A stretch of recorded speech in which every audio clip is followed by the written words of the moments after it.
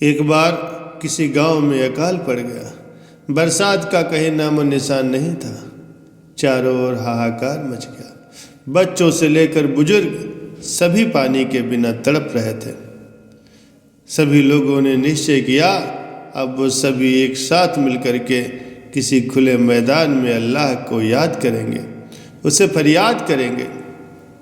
सभी लोग खुले मैदान में एकत्र हुए और एक साथ मिलकर के फरियाद की, ऐ मेरे अल्लाह, ऐ मेरे परवरदिगार, हम बंदों से ऐसा कौन सा गुनाह हो गया है जो तू अपने बंदों को प्यासा मार रहा है।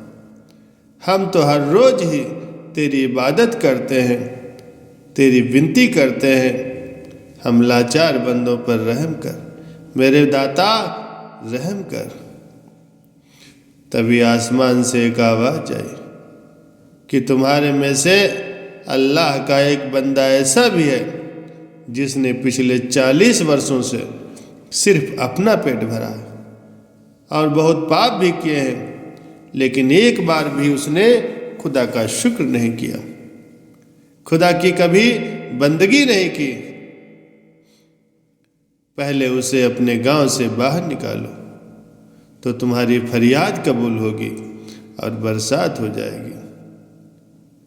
सभी एक दूसरे का मुंह ताकने लगे कि वो कौन सा जालिम बंदा है जिसने पिछले 40 वर्षों से खुदा की बंदगी नहीं की।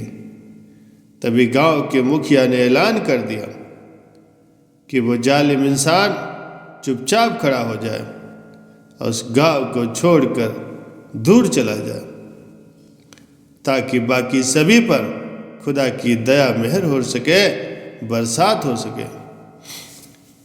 मगर कोई भी इंसान खड़ा नहीं हुआ। सभी लोग एक दूसरे के खड़े होने का इंतजार कर रहे थे, लेकिन वो बंदा तो अपने गुनाहों से बहुत अच्छी तरह से वाकिफ था कि खुदा की आवाज़ तो उसी के लिए आई है, मगर शर्म के मारे वो बैठा ही रहा।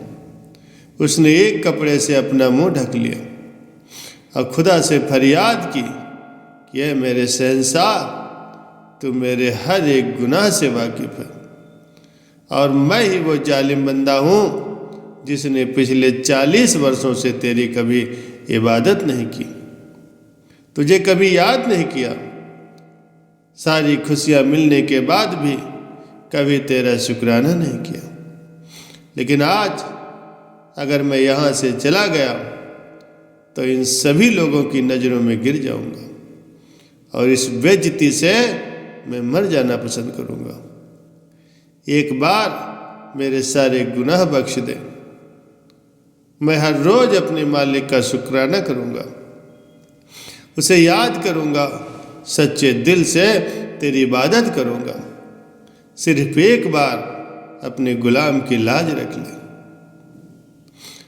तभी अचानक ही आसमान में बहुत तेज बिजली गरजी और मूसलाधार तेज बारिश शुरू हो गई। सारे गांव वाले बड़े हैरान हो गए कि अभी यहाँ से तो कोई हिला तक नहीं और इतनी तेज बारिश शुरू हो गई। आखिर ऐसा क्यों हुआ? सभी ने एक साथ मिलकर के आवाज लगाई, ऐ मेरे खुदा, ऐ मेरे मालिक, ऐ मेरे परवरदिगार, यहाँ से तो कोई हिला तक नहीं और आपने इतनी जल्दी इतनी तेज बारिश शुरू कर दी। उस बंदे का नाम तो बता दो कि वो तेरा गुनहगार बंदा कौन है।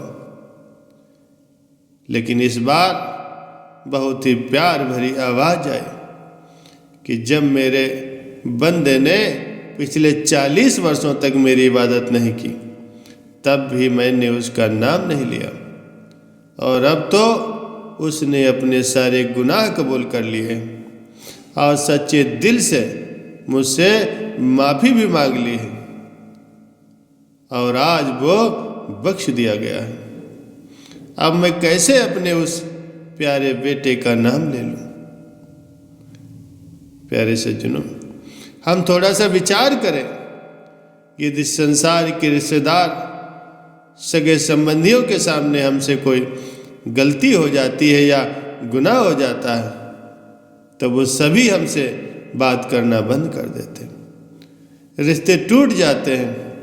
इस संसार के सारे रिश्ते गरज के रिश्ते हैं, जैसे ही उनका काम निकल गया फिर वो हमें पहचानने से भी इनकार कर देते।